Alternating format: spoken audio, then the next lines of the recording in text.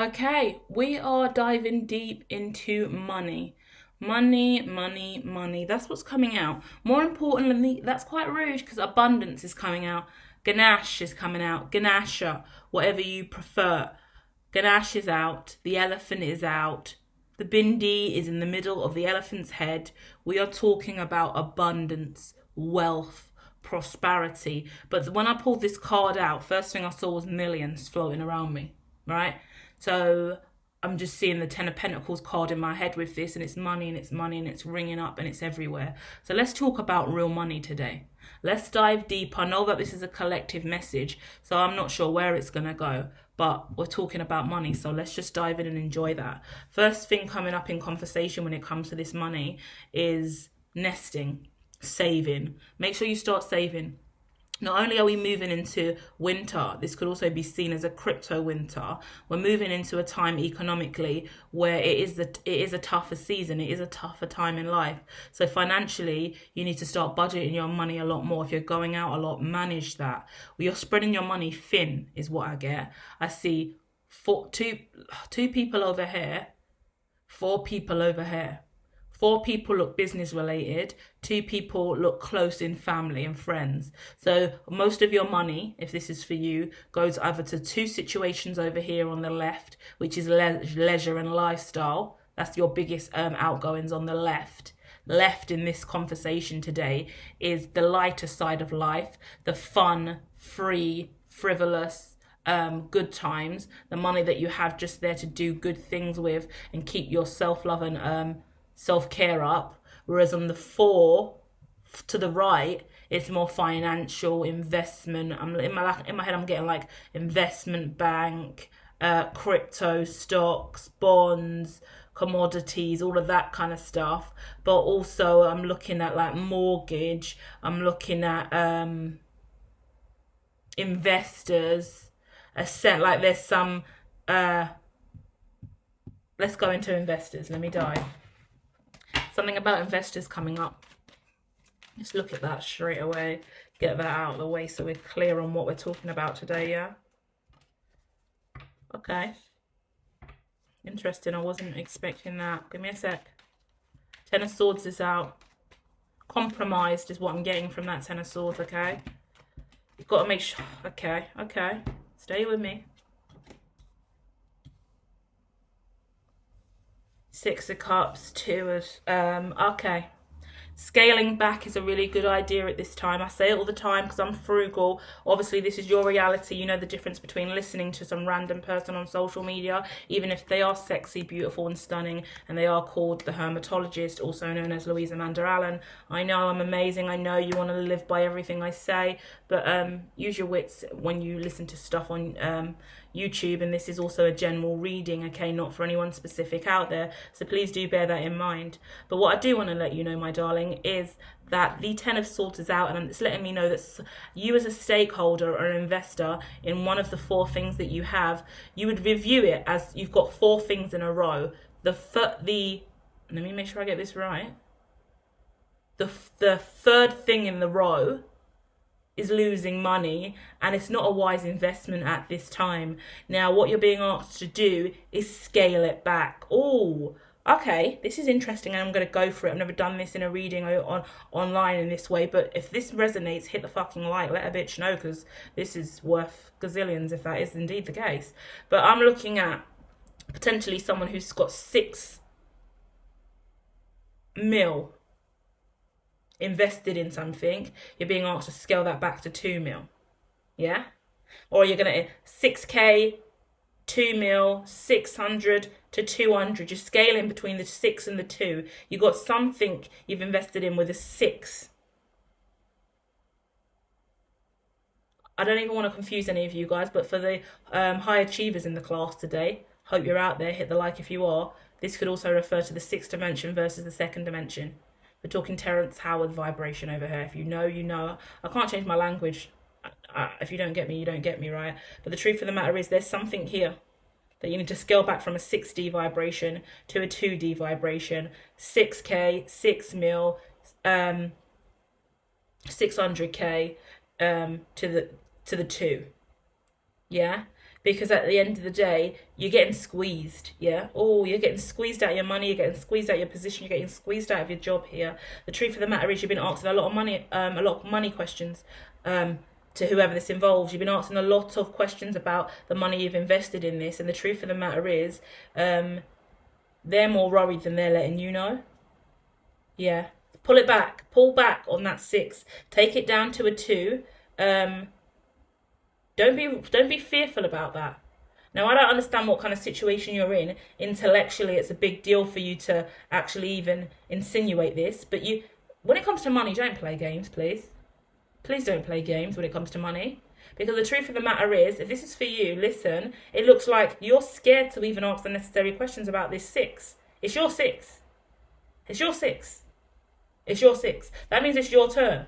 Because someone doesn't know how to speak up and own it, and you can see that there are some issues here, but they are presenting like this, everything's going okay, and this is financially fine. No, it's not. Pull back. Pull back. Take 4 back. Take 4 back. Whatever it is, pull back to the 4. Simple as that. And then you're going to be balanced financially, because that 4, wherever it's going, it's more aligned to you. Don't worry about them. When it's time, I'm so a new bitch. It's unreal. Don't worry about them. It's not your job. It's not your job. Everyone falls. Everyone struggles. Everyone goes through stuff. The reason I'm the person that I am today is because, and I do the stuff I do now, is because I've been through enough grief and trauma. And yeah, it can make you bitter and it can ruin you. But if you're still walking with morals and integrity and respect, and you have a destiny, do you think Warren Buffett has time to worry about money that he's losing? Do you think Warren Buffett is going to second guess whether or not he needs to drop 6 from the portfolio, or change that portfolio from a 6 to a 2? No. Get it done. Get it done. Oh, it's your friend. Oh, it's an ally. Oh, but they really said they've got big plans for it. Whatever the legal implications for this is, it is an easy scenario for you to walk back over and collect your 4, leaving with 2. That's their situation. They're making implications that they're better off than they are as well, which is a blatant issue here. You're worried about this. You're worried about this. They're worried. You're worried about this because you're picking up on the vibration. They're worried about this. They're worried. The truth of the matter is, you are way better off giving 2 instead of 6 in this situation.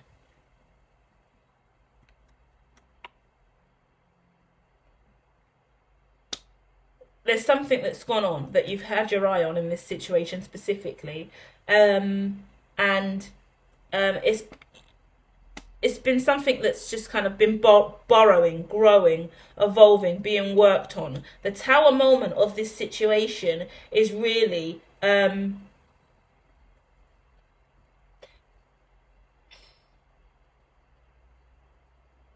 I'm looking at 7. There's something else going on. There's something else going on. Let's go. On the other, so that situation we're going to keep on hold over there. The option for you in this situation is scale that back to a 2. You've already invested in this situation, scale back to a 2. But there's a 7 elsewhere. That's why you need that 4. So if you grab that 4 back, then you've got 7 in a brand new situation, which is intellectually resilient, wise. This is more of an independent mission as well. Yeah, it's more passion driven for you as well, something you really want to do, and something that you've been studying and watching for a while now. Not only that, there's something hidden in this situation,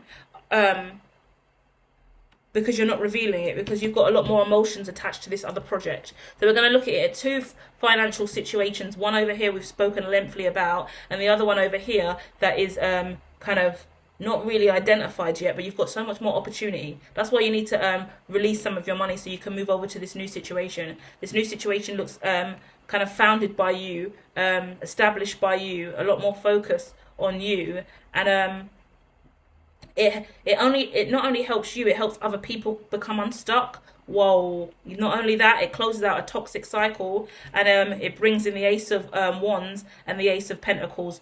This is an epic decision. Epic decision. You pull back from this project over here that you had 6 invested in. You're taking out 4, so there's only 2 over here. This corporation, if I'm being totally honest, to be honest with you, really sorry to say this don't look like it's going anywhere. It looks like it's not going to be able to make it. It looks like they're going to collapse, to be fair. In the long run, they're not looking. It's awful. I'm being honest. It ain't worth. That's rude because I have a company and I hate when people make implications about other people's businesses. But it's different when you're clairvoyant and you know your shit and you're always right. It's awkward them time there.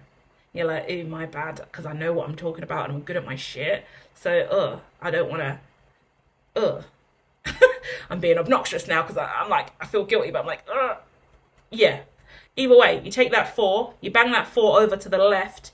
And remember, there was 2 things to the left. What did I say at the beginning of this reading? Oh my gosh, the 2 things at the left were more leisure.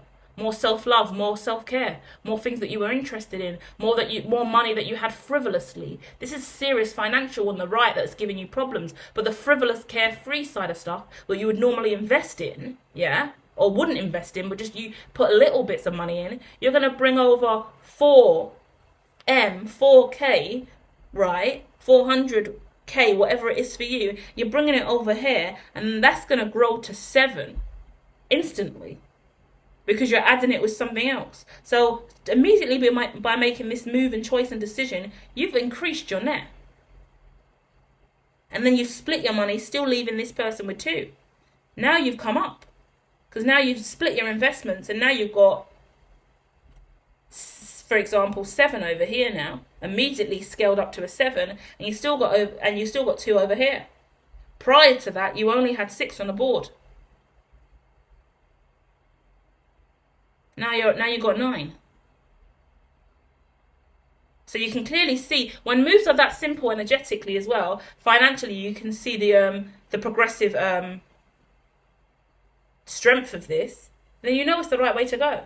This I'm going to be nosy just for the sake of it, okay? But the truth of the matter is, yeah, this situation over here to the right.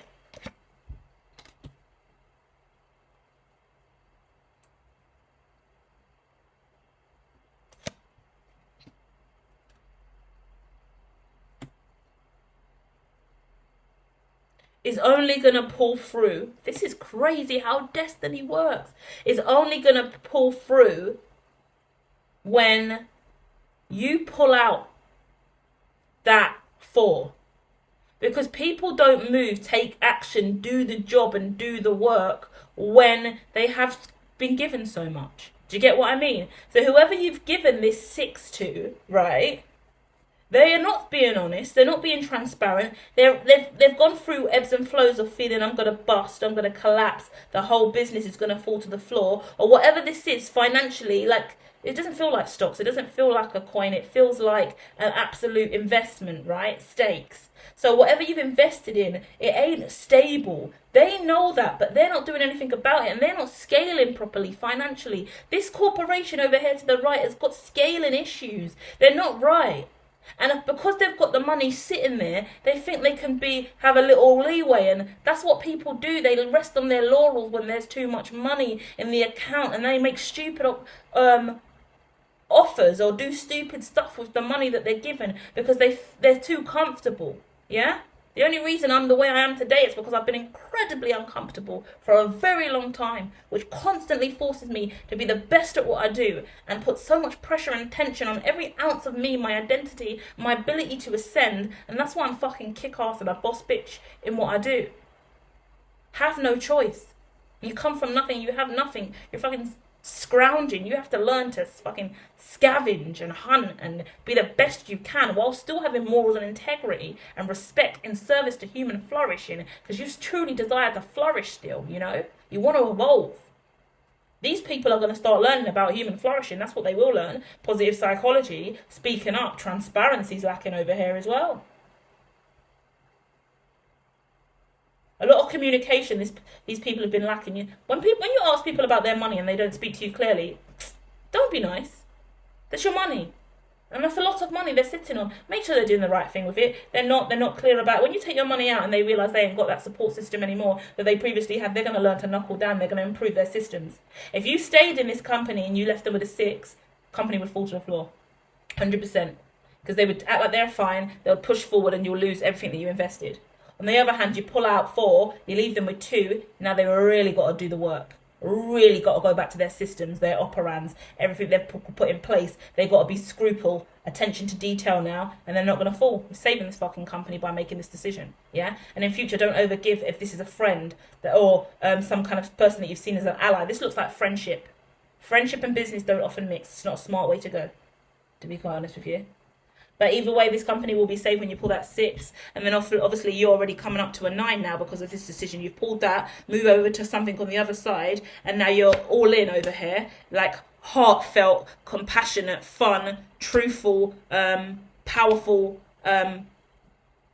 This whatever you're diving into could be spiritual related. But the truth of the matter is the High Priestess cards come out on top of the 3 of Pentacles. It's grounded. It's easy. This is piss easy. Whatever this is that you're moving towards or doing on the left is because it's more aligned to your heart, yeah? Sacred geometries come into mind. It's easy when everything's aligned. Do you get what I mean? When you're just free draw, in my head I get free scribing on a paper, yeah? You're just drawing freehand on the paper. It's lovely. But if I ask you to write an essay, ask you to write a 5-word, a 500-word speech that's going to go out to all these people, pressure's on. And that's why it's different over here, because whatever's going over here to the right, it's a very different scope. Yeah, well, I'm seeing left and right in politics as well. But either way, the left side of the situation is carefree, it's easy, it's genuine, crazy. There's money everywhere as well. When I look over to the right, there's a lot more swords and fire. So a lot more tension. It's a lot more volatility. That's why I kept questioning, this could be a coin. This could be on the market. I could be talking about coins that you've got invested in at this time. But I don't really feel that. Because I see swords. 1, 2, 3. And then 1, 2. A lot of mess over here financially. That's why I always talk about the Jeff Bezos strategy as well. What do I say? Sometimes it's best to have no money onboarded and just hold back, working on the finagly details of a business and doing the R&D for years. Do the R&D, do the R&D, do the R&D until you're blue in the fucking face. Because R&D won't fail you. But the coin will, volatility will, stakeholders will, investors will, return on investment will, profit margins will, the bottom line will. But R&D will never let you down. And the people that are too lazy to do R&D suffer. And I'm looking at a corporation who looks like they... Hold on, where was that book? Right there, exactly. This company over here, and this is what I see all the time. It makes me obnoxiously irritated. Companies with large markups and max caps and large investments. And I'm like, I know that they ain't done the R&D. I know they haven't. I know they haven't because I've been sitting here doing the R&D. So when I look at that, I'm like, I can scale that and see the likelihood of that being a success or not. And I've just seen that investment, that being invested in to that degree. And then I'm like, Louise, just shut your mouth, don't tell anyone, don't get bitter. You're hating because you ain't got the money that you need in your accounts. You're bitter. Just say you're bitter and call it a day. Next. But the truth of the matter is, I've done the R&D and I know what that looks like in the future. I'm a futurist, I'm incredibly smart, and I'm like, oh, come on, guys. What a shame, because every penny counts. When you come from the hood and you're ghetto, every penny counts. I count every penny. I'm frugal as fuck. I got trained to be frugal as fuck from the earliest points in business as well. I was only the one of the people that worked with a manager on organising loads of resources and trips and events for kids and stuff. So I was the only one in the office sitting there being forced to be scruple on everything I spent. I was the only one that was buying shit off my own back. And if it wasn't good enough, if it didn't fit in with the rest of the mission and ethos of the company, as it was a charity, I was always under pressure by the manager, basically. And she's scruple. We used to call her Scrooge. And then every now and then I look at myself, I'm like, oh no, I've turned into her. She raised me to be Scrooge. I'm Scrooge now. And I used to make jokes about her, but to her face all the time. I used to joke about how scrupulous she was. And she twanged me because she turned me into her. And actually now it's a great thing because I'm so tight with money. And it pays off because I focus on the R&D and it makes sense. So focus on but for you, it's not even about the R&D. So I'm getting lost in myself here because I like the power of what I'm seeing here. But this is about purpose, mission. Because look, 1, 2, 3, 4, 5. You got 5 coins. They ain't even got 5 coins over there. Such a better investment, mentally, emotionally, and spiritually as well. There is this situation about turning your back on something. I'm going to look at that. There's a story to be told here, so we're going to go into that now, okay? Okay. Let me get rid of these. Because I'm seeing two situations that we're going to finish off with, okay? One situation is, it looks like morality and conversation. There's tension, business tensions, yeah? Okay. But not only that, on the other side, I see turning your back on something, but then you're turning your back on something actually looks like a good thing, right? Weird for me to see that. Let me dive into that. I don't know where I want to go with that. What card? Hold on. Just going to get an oracle card and see what one. Oh, gosh. Okay. Because the choice, the obvious choice to you isn't the obvious choice to others. Let's just say that. The obvious choice to you that makes you win isn't the obvious choice to others. Let's just say that. Because there's judgment around that and insecurity around that. Because it's strange, it's different, it's weird, right? It's not what everyone else would be doing. But the truth of the matter is, it is you inside out. It is your pursuit to happiness. And it is you bending air, last air, like the Avatar, the last airbenders out, which is the King of Swords, followed by the Sun, which is the pursuit of happiness, followed by Temperance, which is inside out. This is in you inside out. That's why the money for this went up immediately to 9. Yeah, so that could be 9M, 900K, £900, whatever it is for you. Double that, layer that, make sense for you. Could be the dimension, like I said before. But over here, pursuing your happiness with the Sun and the Avatar, you being inside out with the Temperance card, that's beautiful. Your life's set. There's an issue here because this is strange and you're turning your back on something because of this. But you turning your back on a situation shines a light on it in the healthiest way. It makes you learn something, realize something. And the truth of the matter is, the other situation where your morals feel like you're tethered to it feels like it's something you shouldn't break, something you have to do. This is about pride and ego. This is about looking the part, not being the part, looking the part. You want to look great. That's it. This is commitments in reverse, 4 of Wands in reverse. Not only that, 8 of Cups is coming out also in a really, this card in 8 of Cups, yeah, this deck that I've been using lately, it is a man grabbing someone's mouth and he's kind of got a knife to her throat. Ask me where I got this deck from. It's beyond me. I can't even remember what it's called now. But it's a really old school deck. Like Camelot days, kind of some Victorian style deck. But there's this man who's like holding this woman, kind of like grabbing her, and her clothes are kind of half hanging off. He's like grabbing her by the side of the mouth, trying to put a knife up to her throat. I'm so sorry, guys, that this is the deck. I've never processed the deck looks like this until now, so I'm quite disturbed that but do you know what I mean? But it's a really positive deck, right?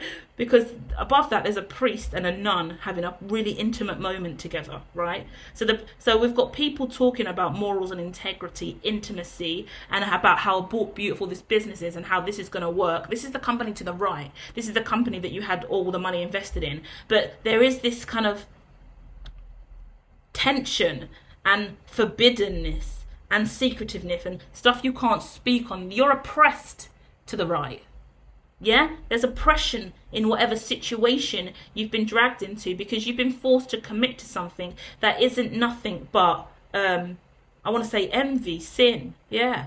I want to say jealousy. I want to say forbidden truths. I want to say unbreakable. You could have, like I said, this is a friend in business. It could be a friend that you've worked with for years, that you always promised you would help out, and that you could have been invested in this for many years, 10 years, 8 years, 7 years, a long period of time this money's been invested over here. You never wanted to pull it out. Also, I want to look at this, because this woman is this woman's looking at me like this as well. High Priestess coming out again on that woman. There's an issue here. It's separate to the situation on the other side. That's you independently moving forward in something that's just really gorgeous, right? But Oh, it's pressure, pressure, pressure, pressure. The money, oh, goodness me. The money's gonna come. The money's gonna come. It's gonna work. It's gonna work. Don't worry. We're all in. We're all in. We're still doing this. Don't worry. It's gonna work. There's a lot going on. We're gonna piece it together. Don't worry. Don't worry. I'll keep you updated. I'll keep you updated. That's not how business works. That's not how you should be doing business. That tone of voice was just not even, you're in the dark from the truth. The truth of the matter is, people are sitting on their laurels, wasting money. They are reading the work of other people, and they're not doing the work themselves, to be quite honest with you. They're not even independent on their own. They're relying on other people's intelligence to get by. That's why this opportunity is falling on its face, because they haven't got the know-how. They haven't got the R&D. Once again, they haven't got the R&D.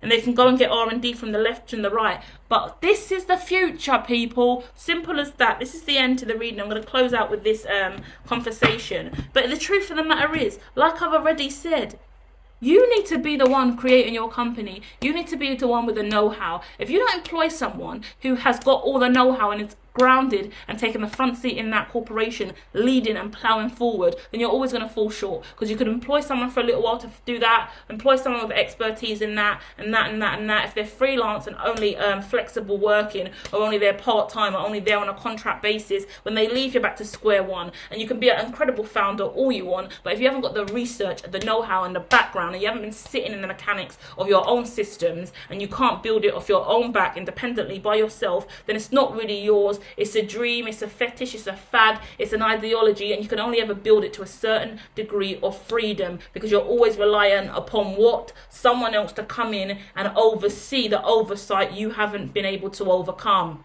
Yeah? Just like Cardi B says, if I knew at the beginning of my career that all my money would be going to business executives for them to manage my accounting, and I would need accountants, and I would need legal advice and business advice, I would have went to business school years ago and studied. Because she said, although I've got millions, although I've got billions, such a massive percentile of that money is constantly going out to professionals who can teach me how to manage these millions and billions, because I can't do that. So all this money I have is so defeatist at times, because so much of it needs to go to people who can tell me what to do with it. Make sure I put it in the right places. The fees I'm being charged are so expensive. And that's the fucking loophole of this company here that had the 6, because they haven't got the ability to manage oversight and deal with what's going on. Whereas whatever you're moving over towards to the left now is a much better opportunity, because it's truth. It's founded, it's growth, it does what it says on the tin. It's visible from all aspects. It's pursuit of happiness. It's Avatar the Last Airbender. It's inside out. It's reflective of what it is. It's transparent, people. It's transparent.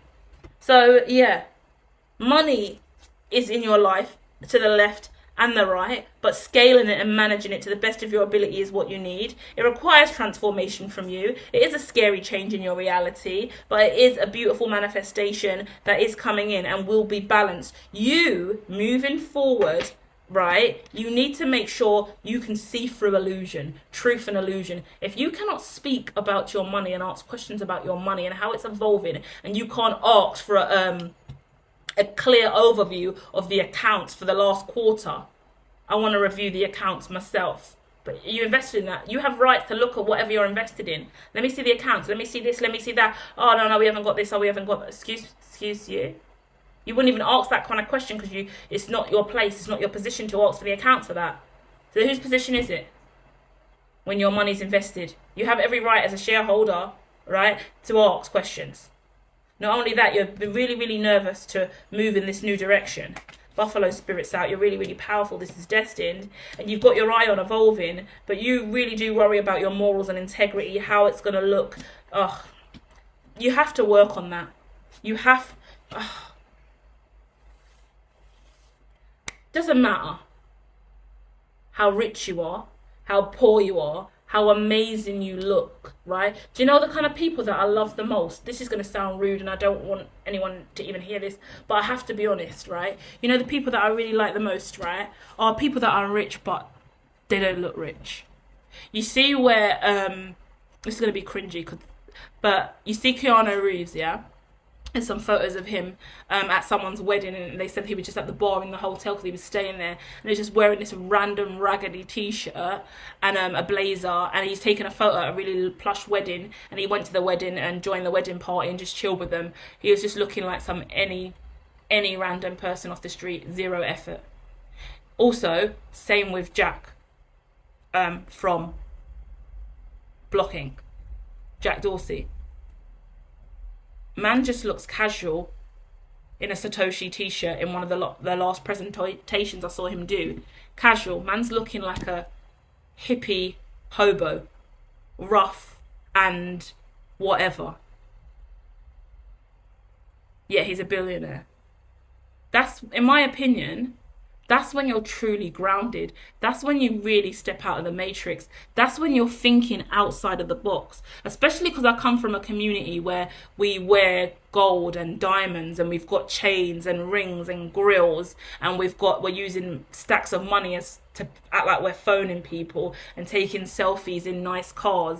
Like, I know that community incredibly well, and I also know they're all fucking broke, and a high percentile of that money's dirty. So the future ain't even going to look good for any of you because all your money's disgustingly dirty, and economic crime is on the scale up to clean the streets. So you lot are going to be so poor, it's devastating.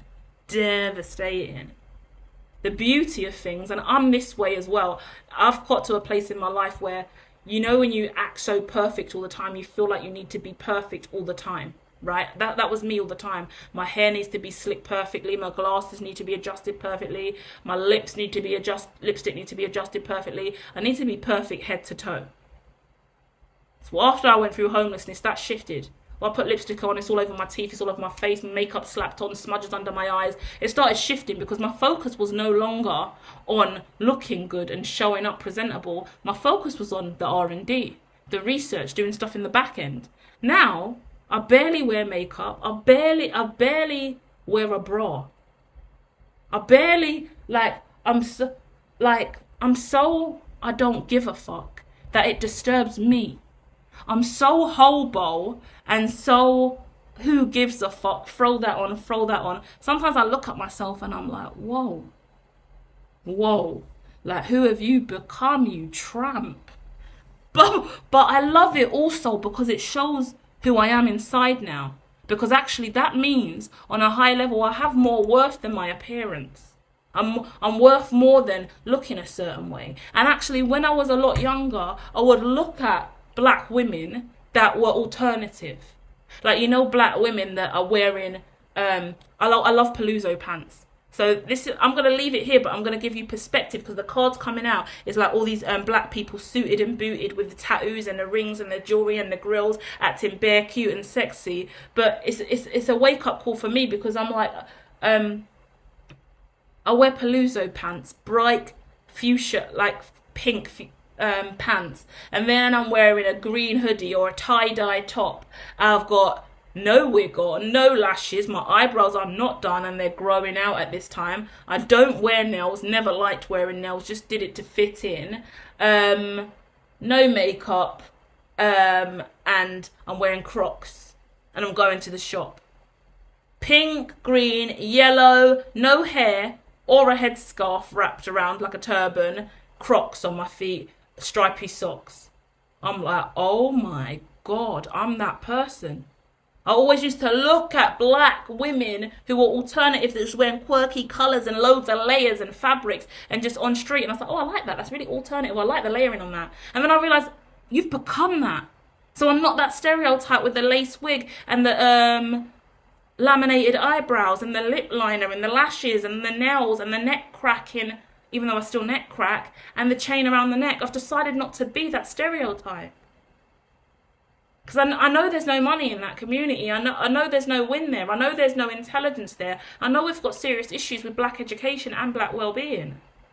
This is different in every single community because there's issues in every single community regardless of race. But I'm just speaking from my perspective. So whatever your stereotype was from the community you come from, your ecosystem, the community you work in, your family, how you're told to show up and dress is different now. And I still struggle because I'm thinking if I see someone I know from the past up and down the street when I'm out doing this, then I'm going to be embarrassed because they're going to go back and tell everyone I know that I look like this now. But the truth is I look like this now. This is me now. I don't give a fuck. But I still low-key give a fuck because I've spent years trying to be that cute one all the time. And I've always been so amazing and just sexy and beautiful. But then I still am. Even when I'm looking crusty and clapped. And my clothes are creased and stuff, and there's crumbs on my top, and I'm not wearing a wig. And it's hard to have a bald head and be vulnerable as a woman as well. So what is the vulnerabilities for you, and what are you doing to break the curse of having to show up a certain way? Because the people I love the most, who are influential to me financially, look like homeless hippies. Who we should all be chilling out together singing Kumbaya. That's who I want to be, for real. That's who I am, at the core. But that stereotype of who I was in the past still burns sometimes, because I feel like I should be living up to another standard. But whose standard? Break the curse. That's the same situation you're going through to a certain degree. Break the curse and stop trying to be what the psyop told you to be. And be who you're destined to be. Because, boy, when you really have other things to focus on, your appearance, isn't it? Certain people live by the need to look fantastic. And, okay, this the last thing I'm going to say is, one point in my life, I think in 2020, yeah, this sounds really obnoxious, but I want to know if anyone else feels like this way, and it's healing for me to say it. But there was a point in 2020, when I got dressed up to go out, and I looked at myself and I felt like I looked too beautiful. I looked too perfect. I hated the way I looked. I was so beautiful. The selfie was so beautiful. I looked so stereotypically beautiful. I just went, oh. Like I was disappointed at how perfected I look. However we received that, I need a psychologist to run analytics on that and what that meant for me. But in that moment, I realised I didn't want to be that beautiful anymore. I didn't want to be that perfect. Like, I guess my idea of what the epitome of beauty for me was at that time, I achieved it in my own mind. You can see that as ego or narcissism, but that's my truth. And my natural hair had finally grown, picked up. It was really long and curly. My makeup was flawless at that point. My eyebrows were flawless. I had enough money to buy the clothes that I wanted. I was looking fantastic and I was feeling great. And then I looked at myself and I just thought, what am I doing with all of this though? What is this beauty really doing for me? Because now beauty is what I represent. Like, you know, certain people are so, you know, like some people are so beautiful, they get uncomfortable by it and they don't want to be that beautiful anymore. Like, I always think of Cara, that supermodel Cara Delevingne. No, I don't have to say her last name. But Cara, so beautiful. Do you see how she is now? She's just edgy. Just sometimes people feel so beautiful or so dragged in. Beautiful is not even the word. So conformist, so specific, so perfected to what the psyop wanted for you that you just hate it. You spit it out. After that, when I saw myself, how fantastic my hair was and how perfect every aspect of me was in those photos that week, that's when I started to first think I want to shave my head. Firstly, I knew haters were coming because of that. And then obviously I knew that people loving me more so because of the way I looked was coming to me towards that as well. And I didn't like the ratio of either. And in that moment, that's when the ideas of like, I just want to shave my head, I want to start again. I felt like so indoctrinated into the matrix, into the computer system, into who I should be. It was into the corporate reality and the world I was trying to portray for everyone. But inside of me, I knew that weren't my core. Don't look at me and see this outside representation of me through makeup and fashion and clothes and think that this is the epitome of more. No, I want you to see other. I wanted you to see different. And that's what made me start being a little bit more radical in look and style. When I started dyeing my hair green, having a green afro, then I started just shifting and doing a lot of different stuff. Like before I always used to wear the perfect lingerie in the right colours. I started wearing random fucking lingerie, random kind of sports bras. Like I didn't care how I showed up because there was a part of me that needed to strip back the layering of who I had forced myself to be for such a long time based on other people's perceptions of what was worthy. What was the true epitome of abundance, what true beauty was. all my life, all my childhood, all my adolescence, I was desiring to be that beautiful girl in that photo that I saw. And then I looked at it and I thought, what a fraud. How fake? Because that's not even how I really feel at the core. And do you know how many people judge me for even looking like this? When it's taken me this long to even look like this and feel this empowered about myself. That means the next journey and the next leg of the race, I'm going to be this beautiful inside. And strip myself bare and start again. Shave the fucking head. Let's go to 0. Let's not give a fuck how we look. You know? And that's what I love. That's why I love Keanu Reeves. That's why I love Cara and the fact that she just shows up on the red carpet. Everyone's wearing ball gowns and dresses. She's wearing black t-shirt and top. That's why I love the fact that every time I see Jack, he's wearing a Satoshi top. Is that a new day, Jack? Or is that the same day? Do you have 100 Satoshi tops? Or you just wear the same one every day? Who knows? Who cares? You're a billionaire and you actually have something about you that is beyond the aesthetic of reality. Amen. I love people like that, just so down to earth and humble, doing their damn thing. And I desire to be more like that because you're more liberated and outside of the matrix than being more of a conformist online, just showing up every day, being that perfection of beauty that you can't live up to. And when you're offline, you don't feel great about yourself. And you need to keep portraying this false sense of self to find worth. When your worth is totally separate to that ideology. And it's not easy, because I'm still going through those cycles as well, of knowing I can show up any old way. Because I first of all, I went through it and I was out on social media, bald head, not feeling away, no makeup, just throwed on a wrap and a sarong and going for the day. But something in me got triggered and I just kind of, a life hit me for real. So, yeah, understand what true wealth is, what true beauty is, and what true ascension is, and what really makes you aligned versus unaligned. And keep going, okay? Keep pushing forward. You're a beautiful soul inside and out. Value you. And your life will value that. Net worth-wise as well, yeah? Love and light, guys.